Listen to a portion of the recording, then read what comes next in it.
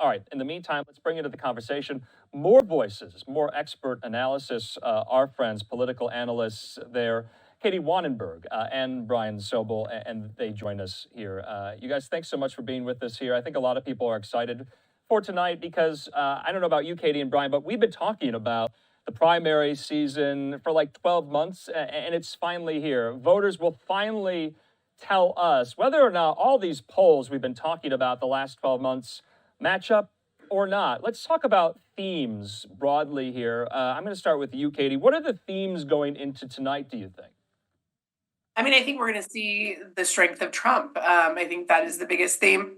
What does that mean for the rest of the primary season? What does it mean for Nikki Haley? She is surging, as you and your commentators have commented on. And then what does it mean for Ron DeSantis with a likely third place showing tonight? So I think, it's going to be interesting. Again, I know that there has been some, I think, measurements of performance, especially for Trump. I think Nikki Haley is going to have a good night. And then I think for Vivek Ramaswamy, I mean, I do think after tonight he will have to exit. I think the big questions becomes what will happen with Ron DeSantis, especially with New Hampshire right around the corner. Yeah, and Brian, I want to pose that question to you as well. You and I spoke last week. Let's talk about the themes broadly here. And maybe, is it so much about the issues tonight there in Iowa or the personalities? It's the personalities. I think people are looking to see whether Donald Trump does better than. I think, but the big story tonight, I think, is how Nikki Haley does. Nikki Haley is on the precipice of really gaining some significant momentum. And if she does well tonight, and we can talk about what Iowa is and isn't in terms of a caucus versus a primary, but if she comes out of this night looking very, very good, which I expect her to, I agree with Katie. I think Ron DeSantis has to take a hard look at the campaign. Now, I don't think he leaves yet. Not before the first real votes are counted, which will happen in New Hampshire next Tuesday. But I also agree that Ramaswamy has to take a hard look at where he is here. But I never believed he thought he had a chance anyway. So I think he's here to be a voice, and we'll see what happens after this evening. Yeah, let's talk mechanics, about the caucus process itself. Katie, why do we still caucus in certain states as a country? What's the point? What are the benefits? Why not just have a primary? Voters can go there to the ballot box all day. They can mark with a pen who they want. Because, and this is what I've heard, is a lot of people think the caucuses are this like arcane, anachronistic, time-honored tradition, yes, but what's the point? I mean, I think you're absolutely right. I mean, I think that there's history here. I think that we have to be respectful for how states organize themselves in the way of if it's a caucus or a primary. I know that throughout the rest of the calendar season, both caucus and primary, there's been a lot of changes that have happened since the last presidential campaign. I think, frankly, the Trump campaign has been very smart and strategic in bending some rules to their favor. But I'm really hesitant to kind of be critical of this. I mean, I do think that there was someone I saw on social media today that was like, oh geez, if there was only a way in which people could vote safely during the day and not in the middle of a terrible weather incident. But I think that one of the things that we need to acknowledge is we look at primarily, Iowa and New Hampshire. And I mean, there's that one county in New Hampshire that votes at 12:01 because they want to be the first. I think some of this is tradition, but also I just want to be conscientious of the fact that voters have the right to organize themselves. States have the right to organize themselves. And so, while I appreciate the fact that I have mail-in voting and can vote, when I want, where I want, I think there's a little bit of pride in this. I also do think it is something of a strength about campaigns, that campaigns actually have to run differently and act differently with a caucus versus a primary. And I know that perhaps tonight that isn't front of mind for many of us, but the way in which campaigns have organized themselves, how they put resources into Iowa, how they thought about it. I mean, to DeSantis's credit, he did it. He has visited every county in Iowa. Right. It keeps on being mentioned. It's called the full Grassley. It's something that Senator Grassley prides himself on, I believe, every year that he visits every 99 counties. So I think there's also something for some of us who are just looking about how campaigns are organizing and spending resources, it's important for us to see that the fact that they can deploy, that they can understand the state dynamics at play, and then how are they going to go and convince voters to caucus for them. So I think there's something more to it than just tradition. I actually do think there's something to be said for how campaigns manage the different schedule across the primary season. Yeah, and it's something to say of a campaign, if they are victorious and successful, that they kind of mastered the system. They knew what it took, especially there in Iowa, to make the caucus kind of work in their favor. And Brian, to you though, too, you talk about all these metrics about success tonight. Turnout, whether or not the weather will be a factor there. Katie was kind of talking about the grassroots organizing as well that these campaigns have had to do to get their voices and messages out. What about money? Because, yes, DeSantis did the full Grassley. He visited all 99 counties. We're getting some reporting in to suggest that Nikki Haley, she is going all in on New Hampshire, but she spent more than Ron DeSantis on TV ads in Iowa. How are we to interpret that? Is that kind of like a last-ditch attempt by Haley? We now know in some polls she's solidly in second. Maybe it worked in her favor. We'll have to see tonight. Well, absolutely. I think her polling was telling her that there was a chance to do really well in Iowa with the caucus, and at a certain point, you're all in. You have to emerge from this process with momentum. George H.W. Bush used to talk about the big mo. This is important for a candidate. Now, it's also true that the caucus is the caucus. You have to be present in a caucus meeting to deliver a vote. You've got weather issues, you've got all sorts of things going on, different than what goes on in a primary vote. Having said all that, this is an important night. Again, going back to that word momentum, for other people who are down ticket, as it were, to emerge strongly. So, going back to what I said almost at the top of the program, Nikki Haley has the potential to come out of here with a big number, and if she comes out of it with a big number, she goes into New Hampshire, where I think she's expected to do well. Then on to South Carolina. It goes on from there. It's about momentum. And I have to bring up, too, we got some reporting from Bill Melugin on Friday. Of course, the DeSantis campaign now confirming it. They're flying to South Carolina tonight. They will be holding a rally tomorrow, I believe, in Greenville, South Carolina. Then the very same night, they're back to New Hampshire. Is that somewhat of a kind of implicit or explicit dig at the Haley camp with saying we're going to South Carolina right after Iowa wraps up? And the DeSantis campaign has been, very, very emphatic to say they're not skipping New Hampshire. But in a sense, aren't they? That's where the press goes. That's where the campaigns go, right after Iowa tonight, right to New Hampshire, not DeSantis. Katie. Yeah, it's, I think the other thing too we have to recognize, at least with Iowa and New Hampshire, at least in the Republican contest, these are also very two early states that can really jumble the field very quickly. Think about John McCain in 2008. He came in fourth in the Iowa caucuses, then, to Brian's point, went through New Hampshire, South Carolina. So I think that there's some jumbling that happens. And again, all of us who are deeply entrenched in politics, this means something. Of course, as we think about how the Republican nominee is going to get to the nomination this summer, these contests are really important. But I just do think that I would assume a little bit that DeSantis campaign is trying to poke a little finger in the Haley campaign eye.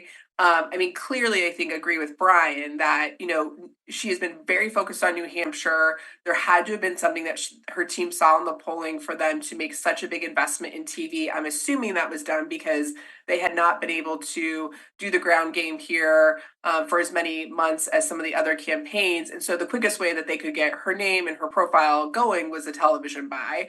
Yeah. And I think it's probably a little bit of squabbling between who are eventually going to be the second place finishers and just reality. I do think that Nikki Haley, from the polling that I've been seeing, and especially where her support comes from, she has a strong pathway in New Hampshire. I think she has a real risk in South Carolina, though. If she does not win South Carolina as Her the home former state, governor, what does that do to her momentum? right? And then, how do we kind of see this all playing out before Super Tuesday, where I do think, frankly, just, preparing Andrew to be with you tonight, I do think that there's actually some pathway that Trump has this all wrapped up by Super Tuesday Wow. and it is kind of game over, and so I think everyone's got to be really disciplined right now. I do think that Haley doing well in New Hampshire is great. I think she's gonna have to pivot. She's gonna. I think she has to win South Carolina. I just can't imagine the mocking that will happen from the Trump campaign if she Right. doesn't. And then maybe that's a better indication of how the campaigns will see themselves through Super Tuesday and what are the pathways forward. I think for the Haley campaign specifically. Yeah, and you talk about grand themes tonight.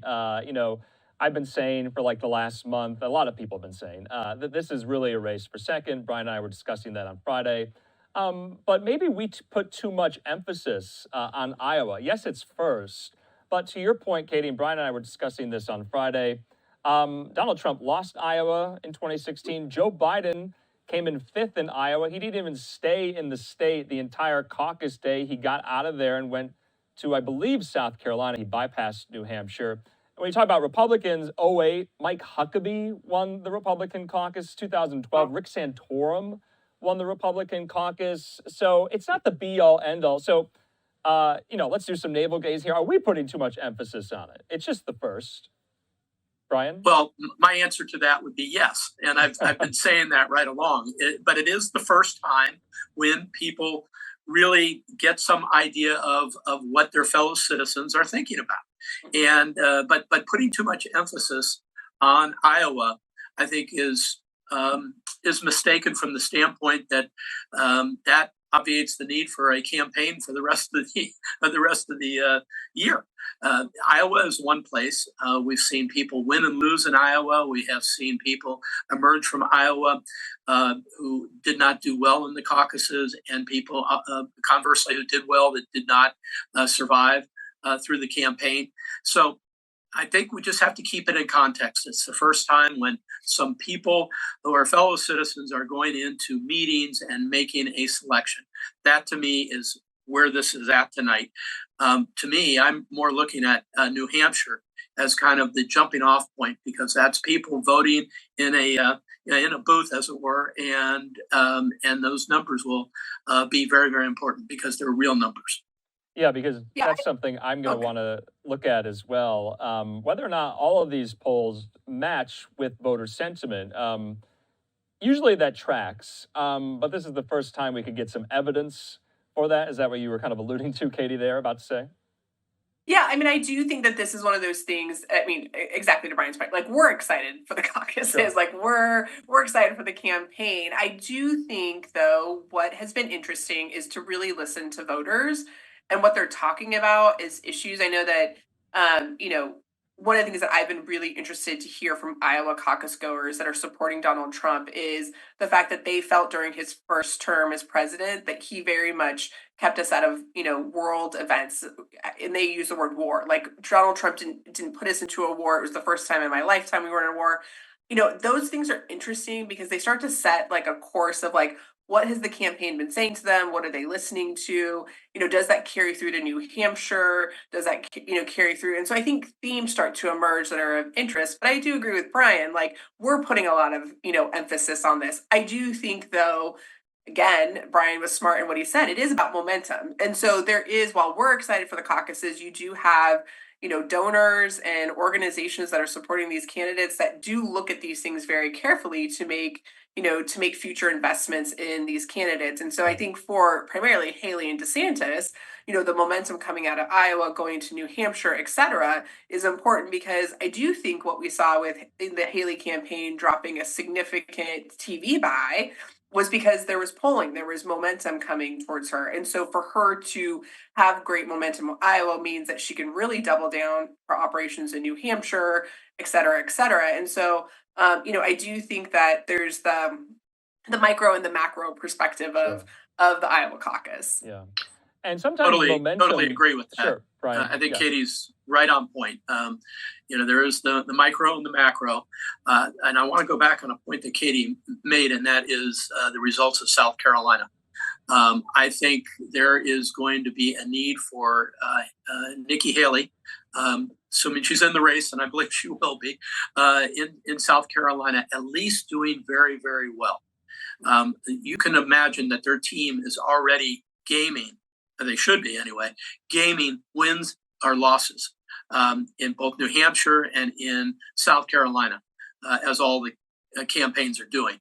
But if there's anything that's going to come out of tonight, to me, I think it's going back to what we talked about earlier. I think it's how Nikki Haley does, because DeSantis for a long time was expected to do well.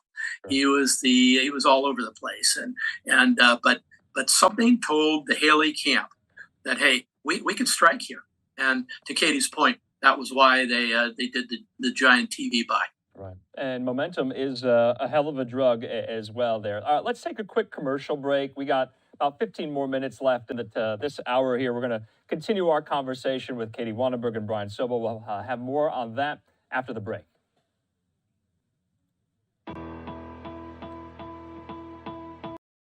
And welcome back here to Live Now from Fox. I'm Andrew Kraft, and thank you for joining us on this Iowa Republican caucus night. We have so much more coverage left to get to. We're about 12 minutes away until the caucusing actually begins here. And we have vantage points inside each of these watch parties as well. This one, former President Donald Trump's there. This is a live picture also at Nikki Haley's watch party and Ron DeSantis's election night watch party, and Vivek Ramaswamy there. Of course, those are the four candidates that we are watching tonight as well. And there are so many kind of considerations and permutations at play about how this can all go. And we're continuing talking about just that with our friends, political analysts, Katie Wanenberg and Brian Sobel, who joined me yet again on the backside of this break here.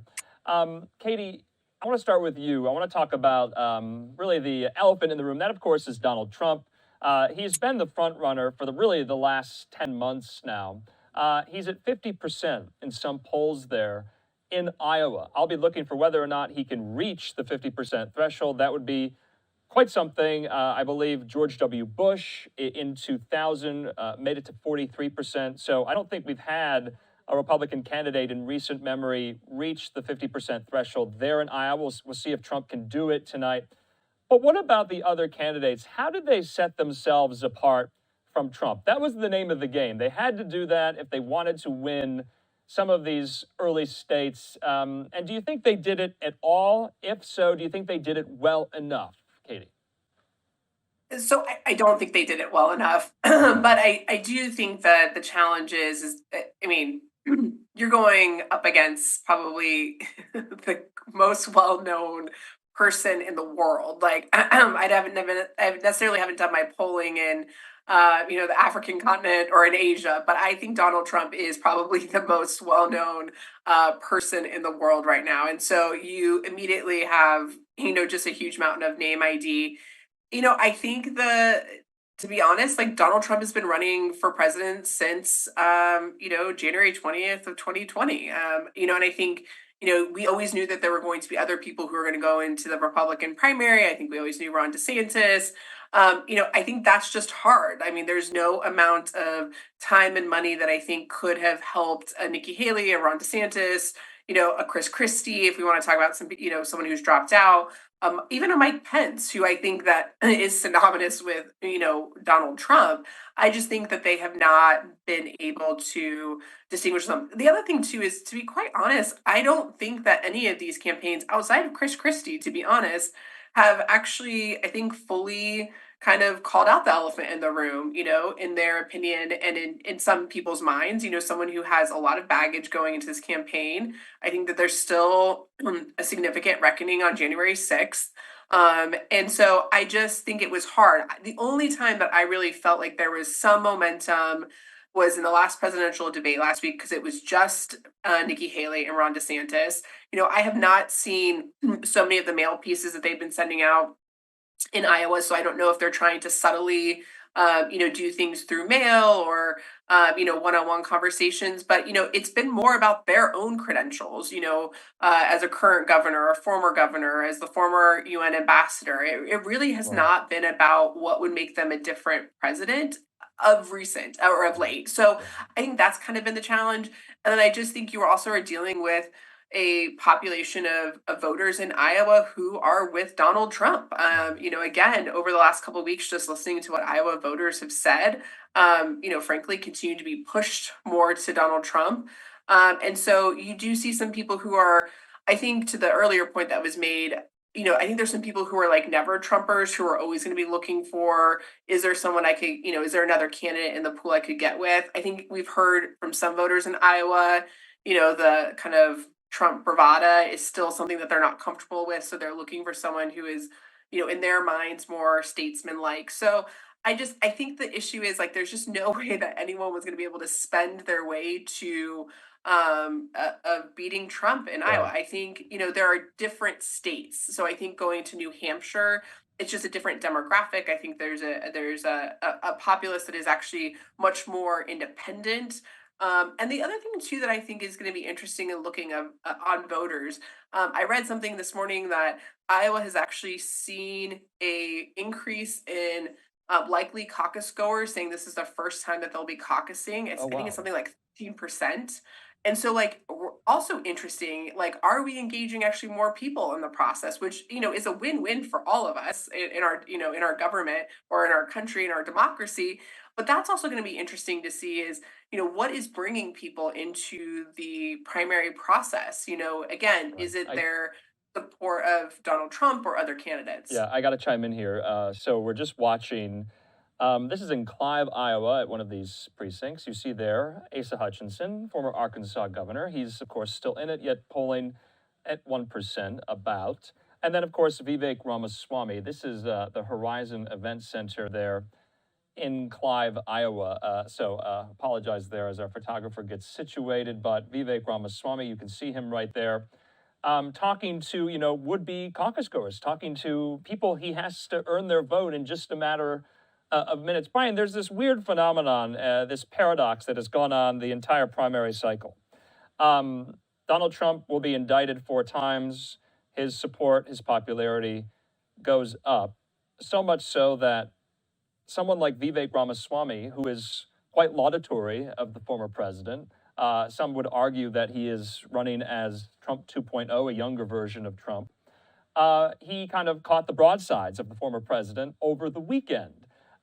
So, how accurate is it to say that you could be so, you know, complimentary of former President Donald Trump while you're trying to beat him in a primary and a caucus, and yet still get on his bad side some way? You have that playing out, Brian and Katie. You also have some of these anti-Trump Republicans, Chris Sununu, Chris Christie, Mitch McConnell, who say after Trump goes after them, they'll still vote for him if he's the nominee. They'll still vote for him if he's the nominee and if he has been convicted. What is that about? What is going on there? How do you square the two or the three? Well, I think it's because of the personality of Donald Trump and the obvious backing within the GOP of Trump's base. They don't take prisoners. If you say anything that is untoward towards the former president, it comes back to you. He has been able to continue to punish people who have crossed him. And one of the things that's going to be interesting in the early, the caucus and the early primary votes is whether some of these other candidates, and specifically we're talking Ron DeSantis and Nikki Haley, can somehow tap into people who are willing to think differently, who don't like the personality of the former president and want something different. And we're going to see whether that happens or not. Yeah, I mean, I think it's one of those weird things I still haven't actually been able to put my finger on. I think that there are a lot of voters who are still or who have been able to, I think, put aside, I think, some of what I would use meanness or cruelty that I think sometimes Trump unleashes.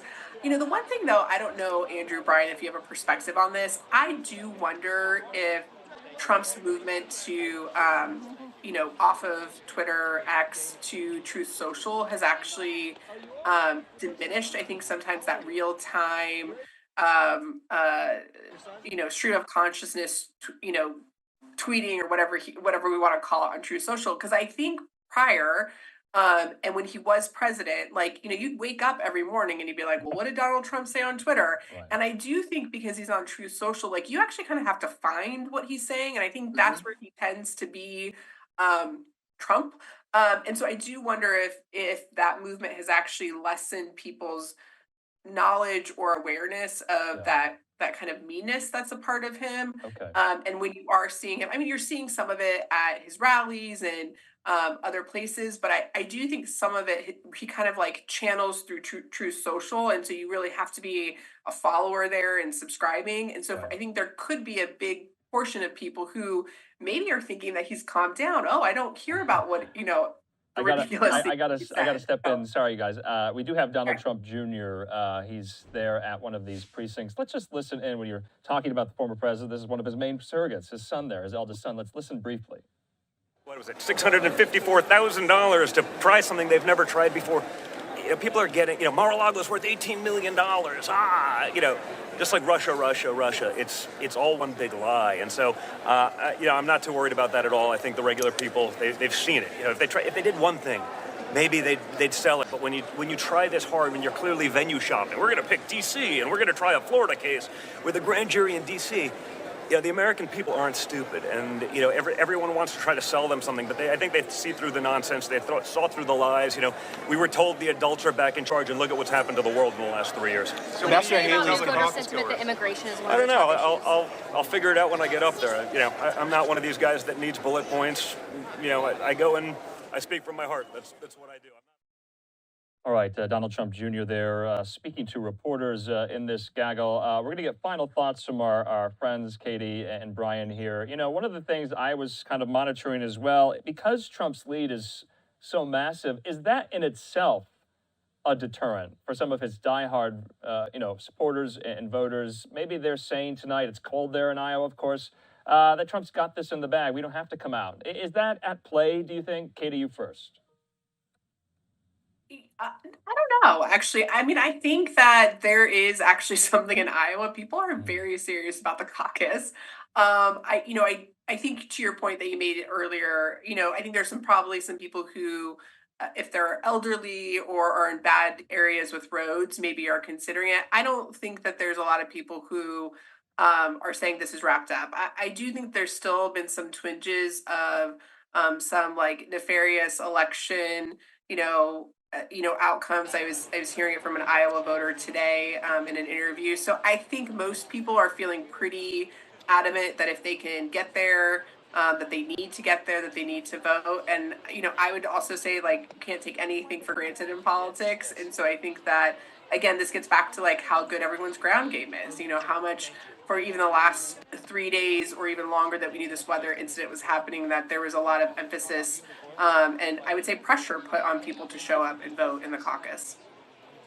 Yeah, Brian, I'll give And my last, final last comment, I words to guess, you, would be yeah. that, there's the old line about polling doesn't vote. And we have lots of examples in American history where people went to the polls and voted for somebody that was not predicted to do well.